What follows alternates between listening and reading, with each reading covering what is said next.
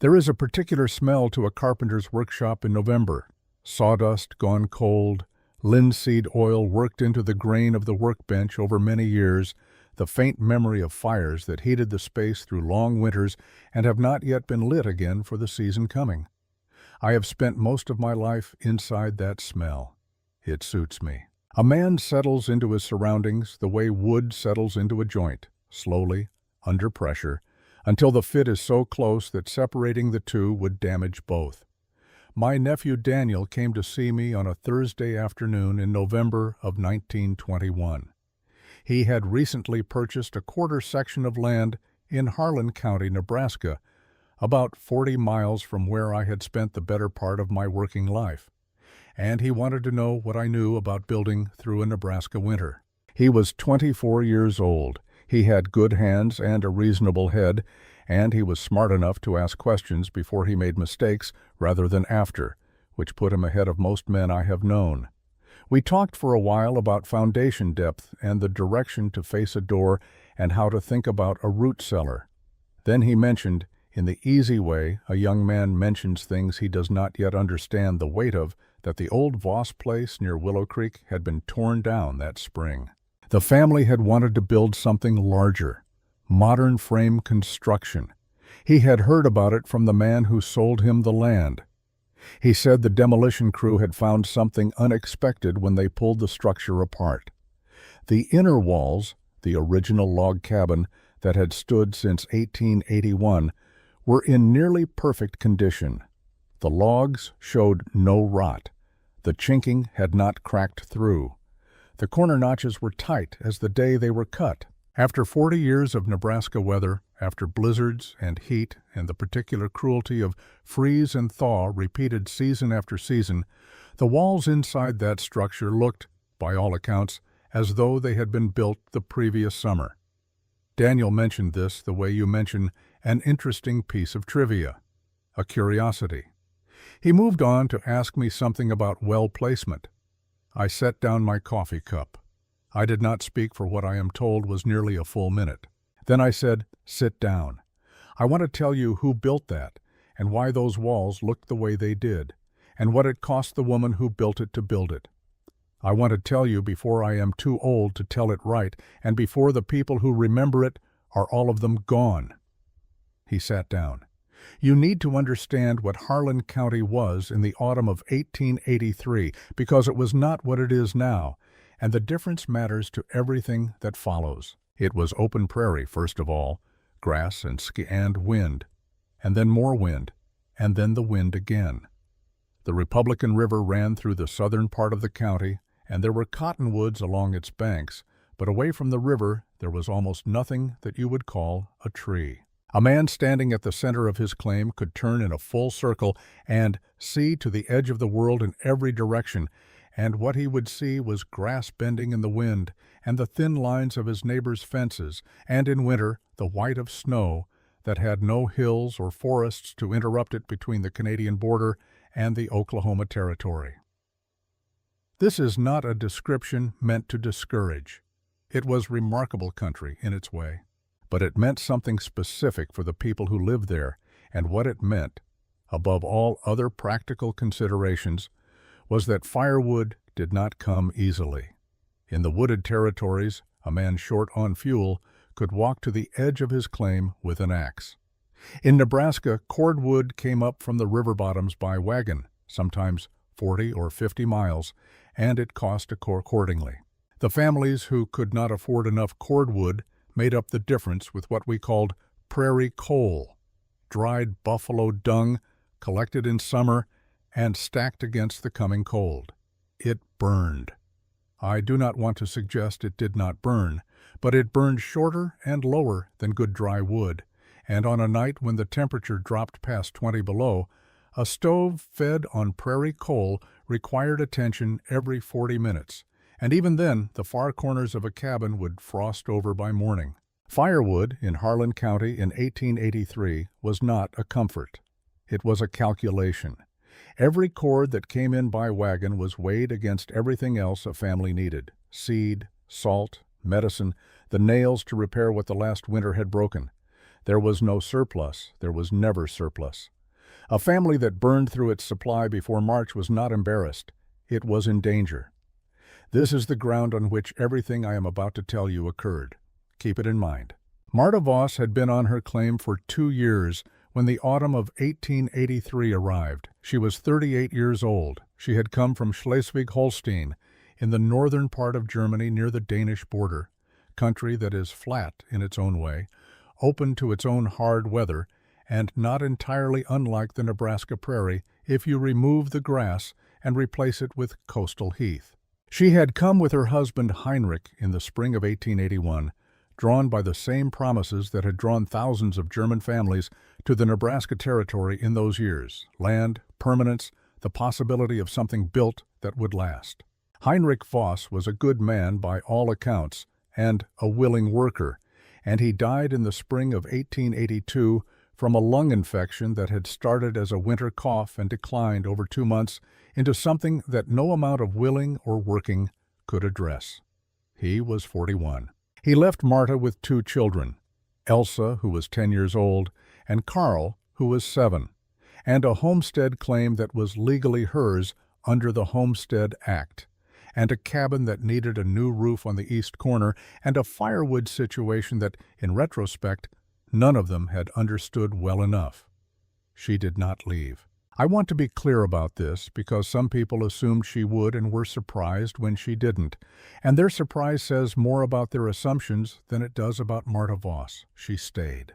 She hired labor for the harvest on a barter arrangement, her garden produce against 2 weeks of field work, and she managed the claim through that first year alone, and she went into the autumn of 1883 with a cabin that was sound, livestock that were adequate, a garden that had done well enough, and a firewood supply that she had been watching all summer with a growing unease she had not yet been able to fully name.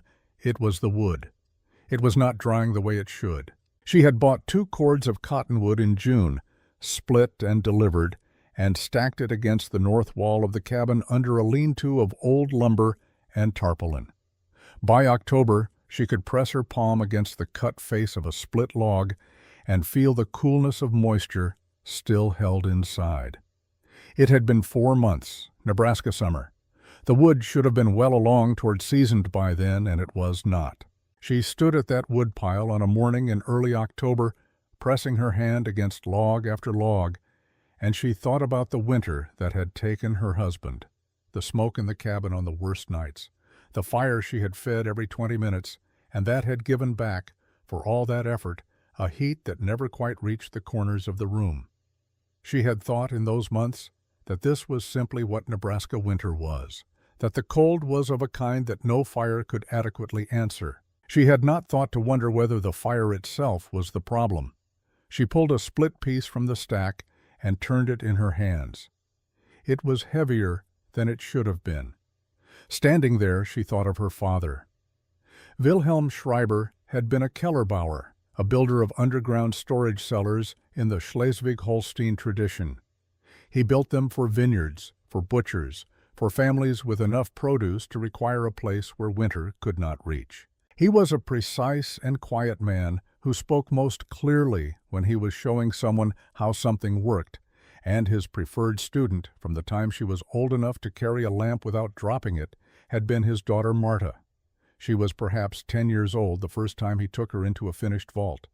She remembered the way the air changed as they descended, cooler, quieter, with a particular stillness that felt almost like held breath.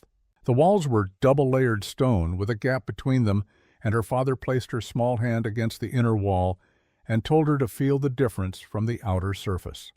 The outer wall was cold. The inner wall was merely cool. The air between them did the work, he said. Still air, contained and controlled, was one of the most useful materials a builder had. He showed her the wood stored inside, split lengths resting on rails of rough timber, lifted 6 inches from the earthen floor, with space between each piece for air to move through, and he showed her the ventilation channel near the top of the vault, a narrow gap, no wider than a man's fist, positioned on the sheltered side of the structure away from the prevailing weather. It allowed air to circulate without allowing weather to enter. Das Holz muss atmen, Marta. The wood must breathe. If you seal it in, you trap the thing that will rot it. Keep the moisture moving. Give it somewhere to go. She had been 10 years old. She had not known she would need it. Now she was 38, standing in front of a woodpile in Nebraska with a damp, split log in her hands, and her father's voice arrived across 28 years with a clarity that surprised her. She stood there for a little while, turning the log over, looking at the lean-to above her, the tarpaulin loose at one corner, the lumber gapped enough to let weather work its way in from 3 directions. She put the log down. She went inside and opened the notebook she kept on the shelf above the table. A German language record she had maintained since Heinrich's death. Practical entries about the claim and its needs. Nothing of sentiment. She wrote the date. She wrote, Das Holz ist noch nass. Vater had recht. The wood is still wet. Father was right. She closed the notebook. She began to think about what she could build. By the 3rd week of October she had begun, and by the 1st week of November the structure was far enough along that people passing on the road could see what she was doing, or rather, could see that she was doing something which is not the same thing. What they saw was difficult to categorize. She was building a shed, that much was clear. But the shed was going up directly against the north and west walls of the cabin itself, floor to eave, with an earthen berm being packed against 3 of its outer sides to a height of nearly 4 feet. The lumber framing the shed was modest enough, but the earth moving was considerable, and she and the 2 children were doing all of it themselves. Elsa held the measuring line and kept records in a small notebook of her own. Carl carried earth in a wooden bucket. The same load, back and forth, hour after hour, with the steady, unremarkable persistence of a boy who has learned that the work in front of him is the only work there is. Clement Brower rode past on the 4th day and stopped his horse for a long moment without dismounting. He was the settlement's lumber merchant and dry goods supplier, a practical man who had extended credit to half the homesteaders in the county and took a creditor's interest in the general soundness of his neighbors' decisions. He looked at the earthen berm rising against the shed's outer wall. He looked at the children. He rode on. That evening, August Renner heard him at the dry goods counter. The Voss widow, Brower said, is moving half of Nebraska against the side of her cabin for reasons he had not been able to determine. He had asked Hendricks, who lived closest, and Hendricks said she was building a woodshed of some kind, but if that was true, she was going about it in a manner he had never seen and could not account for. Renner, that is myself, 36 years old, with 15 years of frontier building behind me, and the particular confidence that 15 years of anything tends to produce, said that he had ridden past himself, and that the earthen berm concerned him. Earth against a wood structure held moisture. Whatever she was trying to accomplish, she was liable to introduce rot at the foundation by spring, and then she would have a larger problem than whatever problem she was attempting to solve. He said this with the comfortable certainty of a man who knows his trade. He was wrong about it. He was wrong about it in a way he should have known better than to be wrong about, and he has spent some portion of every year since then being quietly aware of that fact. But we were in October of 1883, and he did not know yet what he did not know, and so he said it. Nobody disagreed with him. I should tell you something about the way Marta Voss thought before I tell you what she built, because the two things are not separate. The structure that went up against the north and west walls of her cabin in the autumn of 1883 was not the product of inspiration. It was the product of a particular habit of mind, a way of looking at a problem from multiple directions before committing to a single answer. And that habit had been her father's before it was hers. I know this because of the notebook and because of Elsa, who translated it for me years later in the careful and slightly formal English she had developed through 30 years of teaching school in Lincoln. What the notebook contains across those October pages is not a plan. It is a series of questions. What is the actual enemy here? Where does the moisture enter the wood? Where does it go when it leaves? What would prevent its arrival? What is available to build with and what is not? The answers come slowly, one entry at a time, across perhaps 2 weeks of mornings before the children woke, the handwriting small and even and without any visible urgency. I have known a great many builders in my life. The ones who built well shared this quality, the willingness to ask a question and then wait for an honest answer rather than the convenient one. Marta Voss had it in a degree I have rarely encountered, and she had arrived at it through her father, who had built underground cellars in northern Germany for 30 years and who understood, at a practical level that went well below any formal education, how moisture moved through materials and what could be done to redirect it. I want to tell you what she remembered of his cellars, because it is where everything begins. The Schreiber family built their storage vaults into hillsides when hillsides were available and into flat ground when they were not. The principle did not change with the terrain. What mattered was the relationship between the stored material, wine, cured meat, root vegetables, preserved grain, and the air surrounding it. Too much moisture in that air and the stored goods rotted or spoiled. Too little, and certain things dried past usefulness. The cellar was an instrument of control, and, like any instrument, it required understanding before it could be properly played. Her father's vaults had double walls, an outer layer of rough fieldstone and an inner layer of dressed stone with a gap of 8 to 10 inches between them. He did not call this insulation, he called it the breathing space. The outer wall took the weather and the frost. The inner wall held a temperature that was cool but stable, influenced by the earth surrounding it, buffered from the swings of cold and warm that occurred above ground.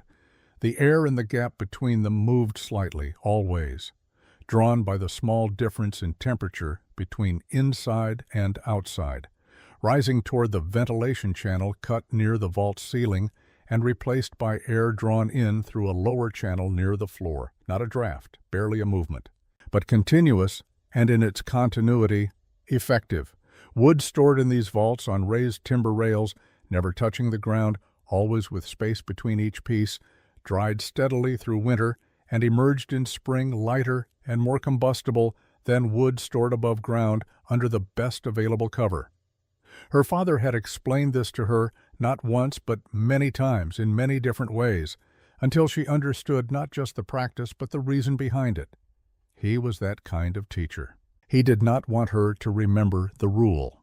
He wanted her to understand the principle, because a person who understands the principle can adapt it to circumstances the rule never anticipated.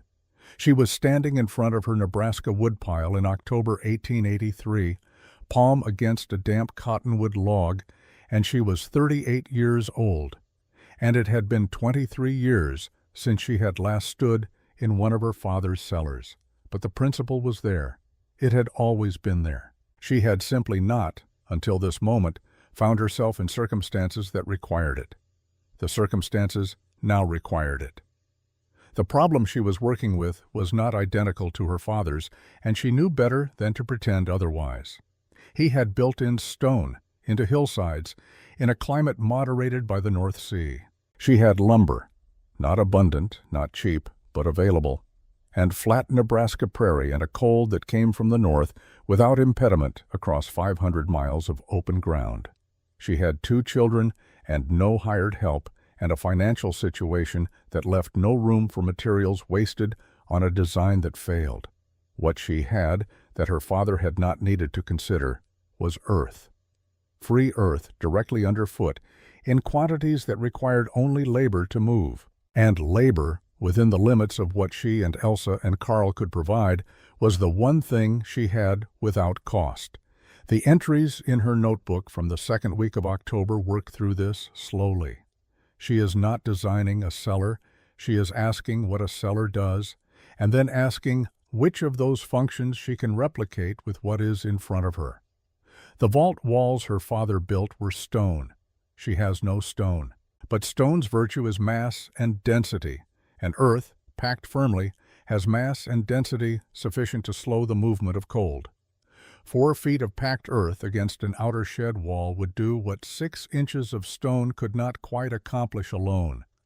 She knew this from watching her father excavate, the way the temperature changed as you went deeper, the way frost never penetrated more than 2 or 3 feet into undisturbed ground. The shed itself would be simple framing.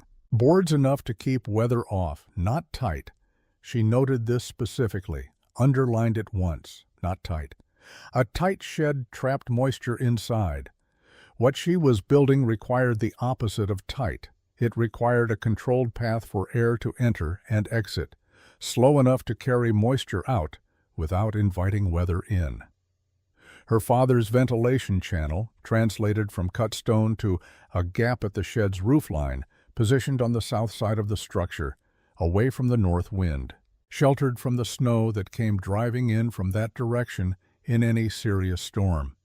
The wood inside would sit on rails, 6 inches off the ground minimum, air beneath every log, space between each piece for circulation. And the shed would be built against the cabin itself, north and west walls, the sides that took the worst of the wind. The earth berm on the shed's outer face would break the wind before it reached the cabin logs. The cabin walls, kept dry and sheltered, would hold their heat longer and suffer no freeze-thaw damage through the winter months. She closed the notebook. She went outside to pace the dimensions. She started on the 14th of October. I know the date because it is in the notebook. Elsa read it to me, years later, with the specificity of someone reciting something she has memorized. 14. October. Bau begonnen. The 14th of October. Construction begun. The framing went up first, and here she worked from what she knew of basic carpentry rather than from her father's example. She was not a carpenter and did not pretend to be, but she had rebuilt enough of the cabin's interior after Heinrich died to know how to set a post, run a horizontal, notch a joint close enough to hold. She worked from the cabin wall outward, setting her posts in a line that would define the shed's outer face, spacing them to accept the boards she had calculated she could cut from her available lumber without running short.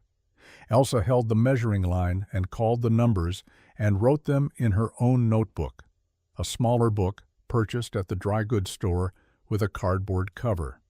She had begun keeping records of the project without being asked. She was 10 years old. She had her mother's precision and her own curiosity about why each measurement mattered, and on the evenings when Marta was too tired to explain at length, she wrote the numbers and left the questions for the morning. Carl carried earth. There is not a more efficient way to say it. He filled the wooden bucket at the far edge of the garden where the soil was loosest and carried it to the base of the shed's outer wall and dumped it and went back. On the first day he made 31 trips. On the second day, Elsa counted 43. He did not complain. He was 7 years old, and he understood, in the way young children understand things that matter to the people they love, that what his mother was building was important, and that his bucket was part of it. The berm rose slowly. Marta packed each load by hand, pressing it firm, checking the angle of the slope. Her father had taught her that an earth berm needed to be compacted or it would slump, air pockets settling under the weight of new material added on top. She worked with the heel of her hand, methodical, moving down the wall's length and back, the way a baker works bread. It was slow. It was cold in a way that stiffened the fingers after an hour without gloves, and she could not wear gloves while packing earth because she needed to feel what she was doing. On the third day, the berm on the north face slumped. She had seen it coming or had felt something like a premonition of it, a section of the packed earth that had not responded the same way under her palm, a slight sponginess beneath the surface that she had noted and set aside and now regretted setting aside. The slump was not catastrophic. Perhaps 2 feet of berm wall settled back into a loose slope, undoing a full day's work. She stood and looked at it for a little while. Then she told Carl to bring the smaller bucket, and she went to find stones. There were no stones in Harlan County to speak of, Not the fieldstone her father had built with, not the limestone outcroppings you find in the eastern counties. But the creek bed, half a mile east of the claim, had rounded river stones, some of them the size of a man's boot, and she filled a wheelbarrow with them and made 4 trips over the course of an afternoon. She set them in a course along the base of the berm, not a wall, just a footing, something solid for the earth to rest against and not slip past. It was not how her father would have done it. He had better materials and more of them. But the principle was the same. Find the reason the thing is failing and give it what it needs. Elsa noted it in her book, Stone from Creek. 4 trips. Berm holds now. By the end of the 3rd week of October, the framing was complete and the boards were going on, and the earth berm had reached its intended height on the north face and was halfway along the west. The south-facing gap at the roofline was cut and fitted, narrow, perhaps 3 inches at its widest, running along the peak for 4 feet. The ventilation. What her father would have recognized immediately, and what looked to anyone passing on the road like an error in construction, a gap the builder had forgotten to close. Reverend Silas Odom came on a Tuesday morning when the temperature had already begun to find its autumn character. He was a Methodist circuit preacher, Odom, a tall man with good intentions and the slightly distracted quality of someone who was always partly composing his next sermon. He was not a bad man. I want to be fair about that, because it would be easy, from where I sit now, to make him into something simpler than he was. He was a good man operating from assumptions he had never had occasion to question, and that is a different thing from being bad, though it can produce some of the same results. He sat at Marta's table with the coffee she gave him and said what he had come to say in the careful language of a man who has rehearsed his concern on the ride over. He said that the settlement was aware of the project she had undertaken. He said that he knew she was managing a great deal alone, and that there was no shame in finding certain tasks beyond what one person could reasonably accomplish. He said that there were men, good men, capable men, who would be glad to look at what she was building and offer their experience if she found she wanted that. Marta listened to all of this with the same expression she wore when the wind came from the wrong direction, attentive, patient, giving nothing away. When he finished, she refilled his coffee. She asked him how the Henderson family on the South Road was managing, because she had heard their youngest had been sick. Odom answered. They talked for another few minutes about the Henderson child, and about the coming winter, and about whether the supply wagon from Hastings would make one more run before the roads became uncertain. Then Marta thanked him for coming and walked him to his horse. She went back inside. She opened the notebook. She did not write anything about Odom's visit. She wrote the date and the temperature and the height the berm had reached that morning and how much lumber remained. Then she sat for a moment, the candle burning low, and worked through the numbers she had not stopped working through since the middle of October. The cost of the lumber, the nails, the stone hauling, which had cost only labor, but labor had its own accounting. She had spent carefully and had run the calculations before she began and had come, each time, to the same conclusion, that what she was building would pay for itself in a single winter if it performed as she expected it to perform. One winter of properly burning wood would recover the cost of everything she had put into the structure. That was the calculation that reassured her. There was another calculation, which she did not write down, that she ran through in the same long minute of candlelight and then set aside. It concerned what would happen if she was wrong, if the berm introduced rot the way August Renner had predicted, if the ventilation gap proved insufficient or incorrectly placed, if the wood did not dry the way she expected, or dried unevenly, or if some factor she had not anticipated undid the whole design by January. She had spent, in lumber and nails and the stone hauling and the lost labor hours, a sum that represented nearly half of what the claim had earned that year. She was aware of this the way you are aware of a sound in the distance that might be weather and might be nothing. Steadily, without quite looking directly at it. She closed the notebook.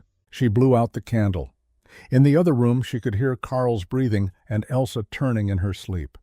She sat in the dark for a moment, listening to the wind work its way around the north wall of the cabin, the wall the shed was now, for the most part, covering. Then she went to bed. She did not lie awake. She had built the thing as well as she knew how to build it, and lying awake would not improve it, and morning would come early, and there was still the west berm to finish before the first hard freeze. The last week of October brought the kind of weather that Nebraska uses to remind you of what is coming. Not the cold itself, not yet, but the announcement of it. The grass went from brown to a color that has no name, a kind of exhausted gray that appears when the moisture has been pulled out of every living thing and the ground has begun its long contraction toward freeze. The sky changed. It became a color I can only describe as pale intention, not the dramatic sky of a storm approaching, but the quieter sky of a season settling in, making itself comfortable, preparing to stay for months. I have seen that sky more times than I can count, and it still produces in me, even now at 74, a particular sensation in the chest that is somewhere between alertness and resignation. Every old-timer in Nebraska knows it. It means you have perhaps 3 weeks to finish what you should have finished in September, and not a day more. Marta Voss had the west berm still to complete. The north face had taken 8 days. The west was shorter by 6 feet, but presented a problem the north had not. The prevailing wind came from the northwest in that country, and the west side of any structure took the wind at an angle rather than straight on, which meant the earth she packed received a constant sideways pressure rather than a direct one. This sounds like a minor consideration until you have watched a berm settle under that kind of lateral stress, which produces a slow, diagonal creep rather than a clean, vertical slump. Her father's hillside vaults had been built into stable ground that resolved this problem without requiring him to think about it. On flat Nebraska prairie, she had to think about it. She widened the base on the west side by 10 inches, a decision made on the third morning when she came out and ran her palm along the previous day's work and felt the faint tilt developing near the south corner. Wider base, more gradual slope, more material to resist the drift. It meant more trips for Carl, more packing time for her, and an additional half-day she had not calculated into her schedule. Elsa recorded the adjustment in her notebook without comment, which was her way. She recorded what was done and the dimensions of what was done, and occasionally the weather, and she did not write opinions or predictions. She had her mother's economy with words on paper, which is a different thing from having nothing to say.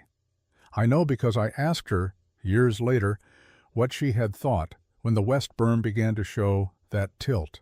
She said she had thought her mother would find a way to correct it. I asked how she had been so certain.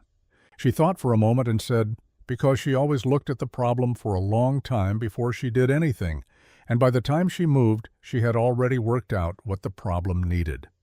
That is a fair description of how Marta Voss operated. I have seen it called stubbornness by people who did not understand it.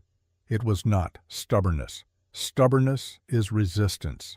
What Marta practiced was something closer to patience with an engineering problem, the willingness to look at the whole of a situation before committing to a correction that might create a new problem somewhere else. The west berm was complete by the 1st of November. She came inside that evening and told the children it was finished. Carl asked if he was done carrying buckets. She said yes. He sat down at the table and put his head on his arms and went to sleep in the way that children do when they have been running on determination, and the determination has finally been given permission to stop. Elsa covered him with her coat, and they let him sleep through supper. There was one more thing to do, and it was the most difficult part of the construction, not physically, but in terms of the precision it required. The ventilation gap at the roof line. She had framed for it from the beginning, leaving the south-facing roof peak open across a 4-foot run, 3 inches wide at its narrowest point. It looked from the outside exactly like a mistake, a gap that a careful builder would have closed before the weather arrived to make use of it. Clement Brower mentioned it specifically, I later learned, when he spoke to Elias Hendricks at the dry goods counter. He said he couldn't determine whether the woman knew the gap was there or whether she had simply run out of boards. She knew it was there. She had put it there with considerable deliberation. The principle was her father's, translated into Nebraska lumber. A closed shed, sealed tight against the weather, trapped whatever air was inside it, including the moisture that drained from stored wood as it dried. That moisture had nowhere to go. It accumulated. It settled back into the wood, or it worked its way along the shed's inner framing, or it condensed against the cabin wall behind. A sealed shed, in this sense, could produce exactly the conditions it was meant to prevent. Her father's ventilation channel had served two functions. It allowed moist air to rise and exit, and it permitted a slow intake of drier air from outside to replace it. The same principle here. The gap at the south-facing roof peak would draw moist air out. Cold, dry air from the south side, sheltered from the north wind, carrying far less moisture than the storm air, would be drawn in through the small gaps she had deliberately left in the lower shed boards on the same south face. Not large gaps. Finger width. Enough. The north and west faces were as tight as she could make them. Those were the faces against which weather drove, from which she wanted no infiltration. The south face breathed. The north and west faces held.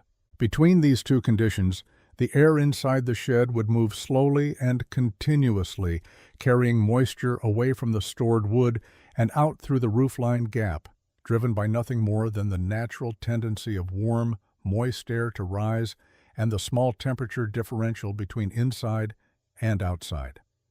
Her father had never explained this to her in those terms. He had shown her, repeatedly, what a properly ventilated vault did to stored goods over time, the quality of the wine that came out in spring, the state of the cured meat, the way certain root vegetables kept their density while the same vegetables stored in a sealed space went soft by January. The mechanism behind it she had worked out herself, over years of thinking about what she had observed in his cellars, and then again in these October evenings at the table with the candle and the notebook. Getting the gap right required 2 mornings of adjustment. She had cut it at 2.5 inches initially, and then sat inside the shed in the early morning darkness, with the door closed, and held a length of thread near the gap to feel whether air was moving. It moved, but barely. She widened it to 3 inches on the south end and felt the thread lift more consistently. On the 3rd morning, she brought a small oil lamp into the shed and held it below the gap and watched the flame's behavior. It bent, slowly, steadily, toward the opening. The air was drawing. The shed was breathing. She recorded the final gap dimension in her notebook. She did not record her satisfaction, if she felt any. She recorded the measurement. The wood went in during the first week of November. This was the part that Elsa remembered most clearly when she spoke of it in later years, the stacking. Not the construction, which she had participated in with her notebook and her measured lines, but the stacking of the wood, which was a different kind of work, quieter, more deliberate, more obviously purposeful. Marta had cut and split additional wood from the cordwood supply in late October, adding to what she had. She had purchased 1 more cord from the wagon that came through in the middle of the month, the last run before the roads became uncertain, as the driver always announced, and which was always the last run, but not always for the reason he anticipated.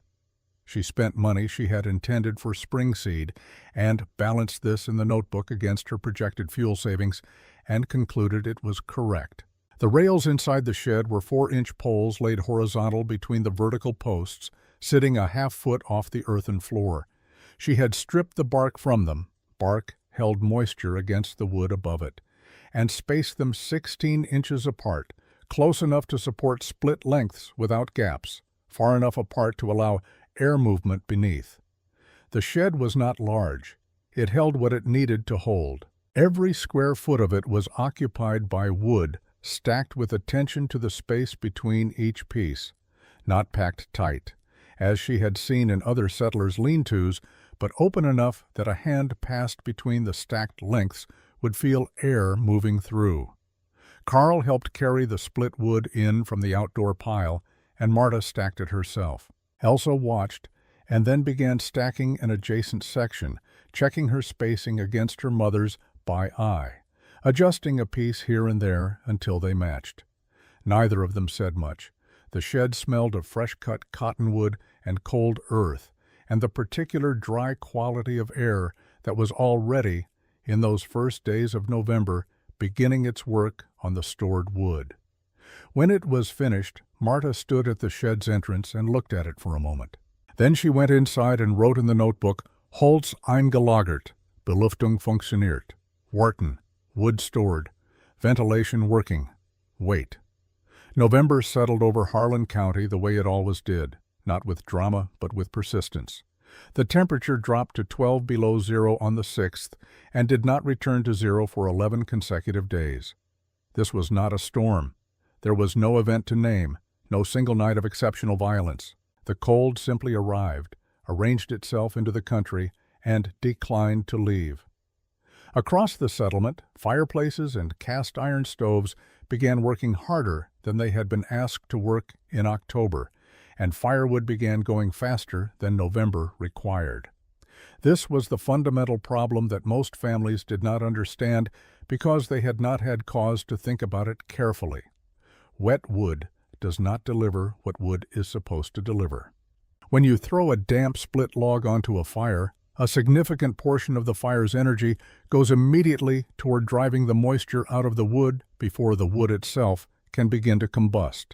The fire hisses, it smokes, it labors, and the family feeding it adds another log because the cabin is still cold, not understanding that they are burning fuel to dry fuel to burn it, a process of compounding waste that is invisible because it looks exactly like normal winter. I did not understand this fully until February of 1884.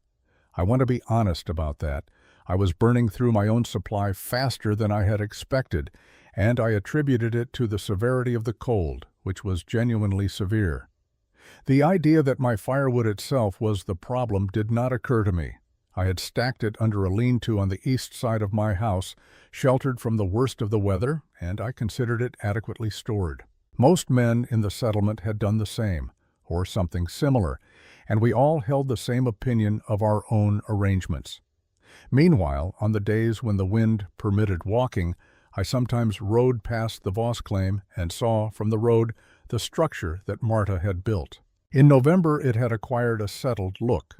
The earthen berm was frozen solid now, the framing boards had tightened slightly against the cold, and the south-facing ventilation gap at the roofline was barely visible from the road, which I took as evidence that it was too small to function as intended, if it had been intended at all. I maintained my opinion about the moisture risk from the earth berm. I may have stated it to 2 or 3 people in that period. I am not proud of having stated it, but I did. The families who felt the cold most acutely in those early November weeks were the ones who had not been able to afford sufficient cordwood and were already supplementing with prairie coal. There was a family named Prater, 4 children, a claim on the county's west side, a situation that had been difficult since their second season when the kitchen garden failed in a midsummer drought. They were good people, the Praters, not impractical, just short of options. By the second week of November, they were burning a mixture of cordwood and dried buffalo dung, alternating between the two to stretch the wood supply as far as it would go. Prairie coal burns with a particular smell that stays in the walls of a cabin through the whole winter and into spring. Not entirely unpleasant, not entirely acceptable, but absolutely distinctive. It burns faster than wood, produces less sustained heat, and requires more frequent attention to the stove. A fire kept on prairie coal through a November night needed feeding every 40 minutes. If you misjudged and let it go low, rebuilding the heat in a cabin that had dropped to 50 degrees took the better part of an hour and a significant portion of your remaining fuel. Their youngest child, a girl of 4, fell asleep by the stove one evening in mid-November and woke at 3 in the morning cold enough to cry without understanding why she was crying. Her mother added fuel and held her, and the fire came back, slowly, in the way of fires that have dropped too far to recover quickly. By morning, the child had the beginning of a cough. This was not an unusual story in that county in that winter. It was one version of a story that many families were living in smaller or larger degrees, and most of them understood it as the straightforward consequence of a hard winter, which it was, and not as the consequence of anything that might have been prevented, which it also was. Dorothea Klein lived a quarter-mile east of Marta's claim, and she was, as I have mentioned, a widow herself. 12 years a widow, dependent in most practical matters on her son Gerhard, who traded between the settlement and Hastings and was away from the claim more often than he was home. She was 61 years old that winter, and she was neither foolish nor unkind, and her feelings about Marta Voss were more complicated than the feelings of most of her neighbors. She had said nothing publicly against the shed project, which was more than could be said for several people in the settlement. But she had also said nothing in its favor, and the distinction between public silence and private support is one that a woman alone on the frontier learns to navigate with more care than it perhaps deserves. She walked past Marta's claim regularly on her way to the dry goods store or to visit the Hendricks family to the south. In the first week of November, on a morning when the temperature had come up briefly to 15 degrees and the wind had momentarily gone elsewhere, she stopped on the road opposite Marta's shed. She stood for longer than a passing glance would require. She was looking at the earthen berm, the smooth, compacted face of it running the full length of the north wall, solid and dark against the pale November ground. After a moment she walked off the road to the edge of Marta's property and crouched down and placed her hand against the berm's outer surface. She held it there for perhaps 10 seconds. The earth was cold, as earth in November is cold, but she pressed her palm firmly into it and felt beneath the surface cold the density of it, the way it did not give, the way it held itself solid against her hand. She was thinking about something, or feeling towards something, that she had not yet put into words. She stood up. She continued on to the store. She did not mention the stopped walk to anyone. By the last week of November, Marta was recording temperatures each morning in the notebook. Not just the outside temperature, checked with the small mercury thermometer she kept nailed inside the shed door, but the quality of the air inside the shed compared to the air outside, the degree to which the cold was moderated by the earth berm and the framing. She was also pressing her palm against the stored wood each morning, as she had done with the outdoor pile in October. The difference was measurable now by hand alone, not dramatically, not yet, but present.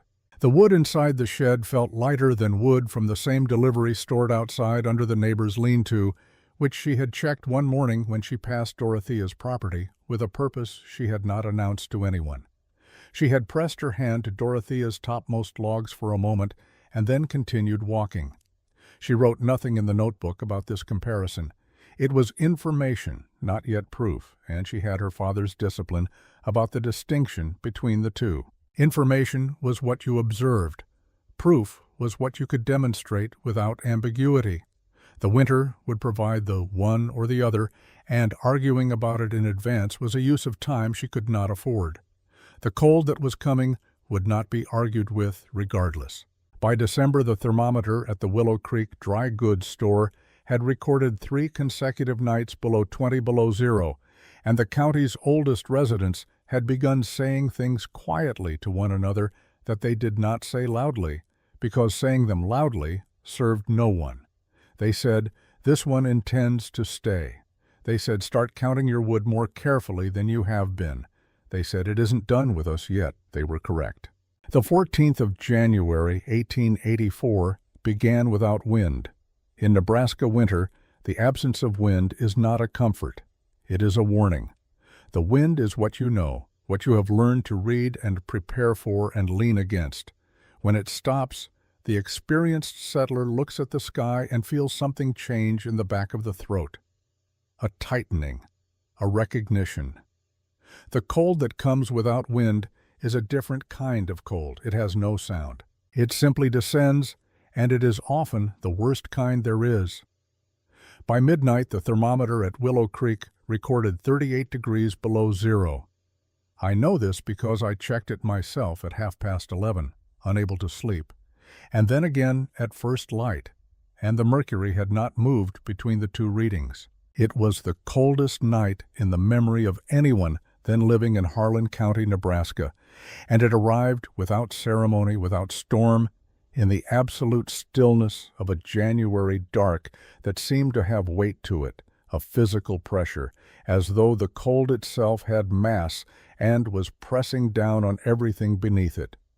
In my own cabin, I fed the stove every 25 minutes through that night. My wood was stacked in the lean-to on the east side of the house. I had to go out for it twice, and both times the air hit the exposed skin of my face and hands with a sensation that is less like cold than like being struck, sudden, total, without gradation. I moved quickly. I did not linger. My fire, well fed as it was, kept the cabin at 54 degrees. I wore my coat to sleep. Dorothea Klein's fire went out at 2 in the morning. Her son Gerhard was in Hastings and had been for 5 days.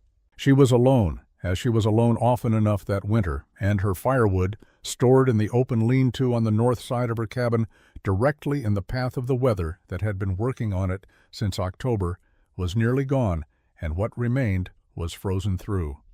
She threw the last split log onto the coals and watched it resist the flame the way wet wood resists it, steaming, hissing faintly, producing more smoke than heat.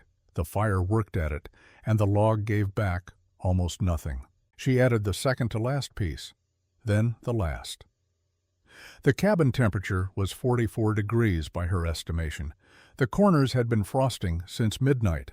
She had on every coat she owned, 2 of them layered, her dead husband's outer coat on top, and she had put on her boots an hour earlier when she understood where the night was going.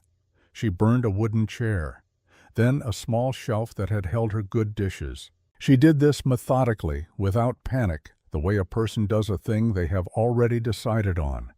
The shelf burned faster than the wood and gave a quick, bright heat that faded within the hour. Then she put on her mittens. The walk to Marta's claim was a quarter mile on the road, but the road had drifted in the low places, and she went across the open ground instead, which was shorter and harder. The cold at that temperature does not feel like temperature. It feels like information, clear, immediate, and absolute. She kept her face down and moved as quickly as the ground allowed, and did not think about anything except the direction she was walking and the faint yellow warmth of the window she was walking toward. She knocked. It was Carl who woke first. He was 8 years old, and he slept lightly in the way of children who have learned that the nighttime sometimes requires something of them. He heard the knock and was at the door before his mother had fully risen, which is the kind of thing children do without understanding that they are doing something remarkable. He opened the door. Dorothea stood in the frame of it, frosted at the collar and brows, her breath coming in short, visible clouds. She and Carl looked at each other for a moment in the way of people across a significant gap. The old woman who had been cool toward his mother, and the boy who had carried 47 buckets of earth without complaint. He stepped back. He held the door open. He let her in. The warmth of the cabin moved out into the cold air around her, and she stood just inside the door, and Marta was there a moment later, reading the situation in the way Marta read most things, quickly and without unnecessary questions. She put Dorothea in the chair by the stove. She put her own coat around her. She went to the shed. This is the part I have thought about most carefully over the years, because I was not there, and yet I have imagined it so many times that it has acquired the texture of something witnessed. Marta, in the dark of the shed in 38 below zero, lifting a split cottonwood length from the rails. She had been checking the stored wood by hand for 3 months. She knew what it felt like now, knew it the way you know a familiar tool, by weight and response, and a quality that is difficult to name, but has something to do with what the thing is ready to do. The wood she lifted off the rails that morning was light, in a way that outdoor stored wood in January is not light. Dry, genuinely dry, in the particular way that is not absence of surface moisture, but absence of the deeper water that wood holds in its cells, and that must be burned away before the wood itself can burn. She carried an armload back inside. She carried a second armload to Dorothea's cabin, set the fire herself, and struck the flint. The wood caught on the first strike. No hissing, no labor. A clean flame that moved up without effort, orange at its base and nearly white at its top, with a sound that is different from the sound of wet wood burning, steadier, fuller, a sound almost like breath. The fire built on itself the way a good fire does when it has what it needs. Within 20 minutes, Dorothea's cabin had begun to recover its temperature. Within an hour, it was 58 degrees and climbing. Dorothea sat in front of that fire for a long time. The cold went out of her slowly, the way it goes out of a person who has come very close to something they did not fully name until afterward. She watched the flame. After a while, she said, "It burns differently." Marta said, "It's dry." Dorothea said, "Mine was in a shed." Marta said, "A shed keeps rain off. Mine keeps the air's moisture off and lets it out again. It's a different thing."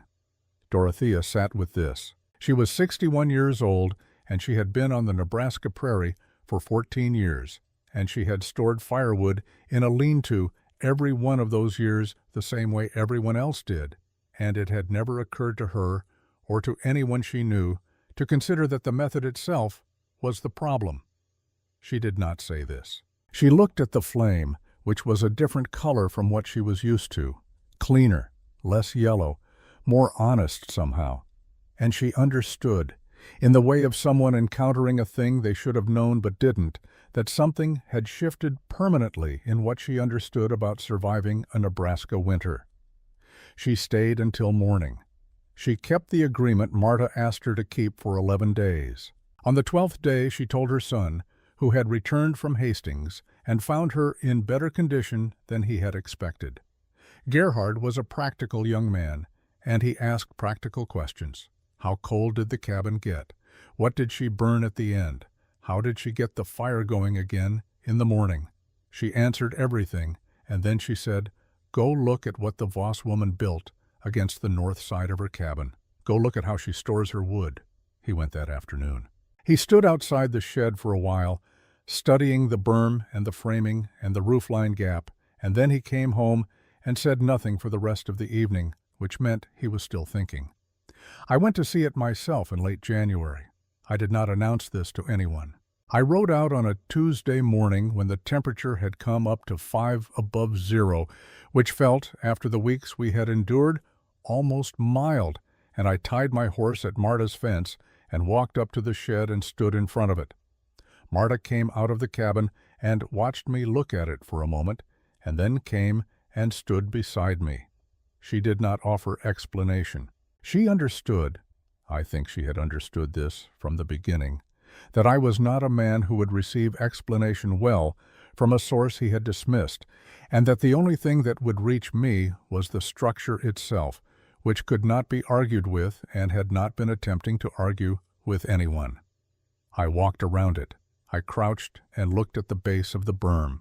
I ran my hand along the packed earth, which was frozen solid now, so solid that it had become, for the season, as hard and dense as anything I could have built from lumber. I went inside and lifted a log from the rails and turned it in my hands for a long time. I am a carpenter. I have worked with wood for 50 years. I know what dry wood weighs against what its own kind weighs when it is not dry, and I know what that difference means in a fireplace on a January night. The log I held was as dry as anything I had ever handled out of a kiln, drier than logs I had stored with care in what I considered adequate conditions. I set it back on the rails. I looked at the ventilation gap where a thin current of air moved through, slow and continuous, doing its quiet work. I said, "I told Clement Brower you'd have rot in these walls by spring." She said, "I know." I said I was wrong about that. She said nothing. She waited. I took out my notebook and pencil and asked if she would walk me through the dimensions. She did. She showed me the rail spacing and explained the height off the ground and the reasoning behind the south-facing gap. She explained her father's cellars and what she had taken from them and what she had changed to account for the materials she had available and the conditions she was working with. She spoke plainly and without excess, the way a person speaks when they are recounting something they have tested and confirmed and no longer feel any need to defend. I wrote everything down. When we were finished, I stood for a moment in the shed in that cold, dry air and looked at the rows of stacked cottonwood on the rails, and I tried to account honestly for the difference between this and what I had built for myself and what I had told my neighbors was adequate. The accounting was not comfortable. It was, however, clear. The settlement reckoned with that winter the way settlements always reckon, quietly, practically, one family at a time, with more attention to what to do differently than to what had been done wrong. Nobody called a meeting. Nobody stood before their neighbors and made announcements. Clement Brower appeared at Marta's cabin on a morning in late February and asked, in the direct manner of a man who has done the arithmetic and arrived at someone's door because the arithmetic sent him there, what materials he would need to build something similar against the north side of his own storage structure. He wrote down what she told him. He paid for his own lumber in the spring. I built 4 earth-bermed woodsheds in Harlan County before the following autumn. I drew the plans from the measurements in my notebook, Marta's dimensions, Marta's rail spacing, Marta's ventilation gap, and I told every family who commissioned one exactly where the design came from. I want to be clear about that. Not every man who borrowed those plans in subsequent years did the same. I cannot speak for them. I can only account for myself, and what I want to say is that the attribution cost me nothing and was owed as simple honesty. Reverend Odom came to look at the shed in March, when the snow was beginning to think about leaving. He stood outside it for a while, in the same way Dorothea had stood before it in November, longer than casual observation required, with the expression of someone revising something they had believed without examination. He did not speak about what he saw. He went home and wrote a sermon about the wisdom that arrives from unexpected directions and the error of assuming that unfamiliar knowledge is lesser knowledge. He did not name anyone in that sermon. He did not need to. Marta Voss remained on her claim for 28 more years. She kept the notebook on the shelf above the table where she had always kept it, and she continued making entries in it, dimensions of subsequent improvements, observations about what worked and what required adjustment, temperatures and fuel quantities through each winter. When Elsa left for Lincoln in 1888, she took a copy of the most important entries, transcribed in her own careful hand, into a separate book. The original stayed. I learned, when the Voss cabin was finally dismantled in the spring of 1921, that the original notebook had been in the wall, not lost, not forgotten, placed, fitted into a gap between 2 logs near the fireplace in a small tin box of the kind used for tobacco, sealed with a wrap of oilcloth. Whether Marta put it there intentionally or whether it had been placed by one of her children after her death in 1911, no one living could say. What the demolition crew found when they opened the tin was a notebook in perfect condition. The leather cover darkened but sound, the pages dry and legible, the ink clear. 40 years inside the walls of a cabin that the shed had kept dry through Nebraska's worst winters. The notebook was its own demonstration, preserved by the thing it described. Elsa was in her late 70s when she received it. She wrote me a letter. I have kept the letter. She said that when she opened the tin and took out the notebook, she turned to the last entry, dated March of 1884, and read it aloud to herself there in her kitchen in Lincoln. I will tell you what it said because it is the right way to end this. Der Winter hat gesprochen. Ich habe zugehört. The winter spoke. I listened. My nephew Daniel sat across from me in the workshop for a long time after I finished. The light had gone low through the single window. The coffee had been cold for some time. He asked me what he should build first. When he got to the Harlan County land, I said, a woodshed. Get that right before anything else. Everything that follows depends on whether you are warm. He asked how to build it. I told him to come back tomorrow with paper and something to write with, and I would give him the dimensions from my notebook. I told him the measurements would be 40 years old and would work as well now as they had worked then, because the principles behind them were older than that and showed no sign of becoming less true. He left. I sat for a while in the workshop alone, in the smell of sawdust and linseed oil and the cold that was beginning to work its way in under the door as the afternoon gave out. I thought about a woman pressing her palm against a stack of damp cottonwood in October of 1883, and about a 10-year-old girl holding a measuring line in the November cold without being asked, and about a boy carrying buckets of earth back and forth across a frozen yard until the thing his mother needed was built. I thought about what it costs to know something that the people around you have decided you cannot know, and to build it anyway, in the only way available to you, quietly, without argument, one bucket of earth at a time. Then I put on my coat and went home through the cold,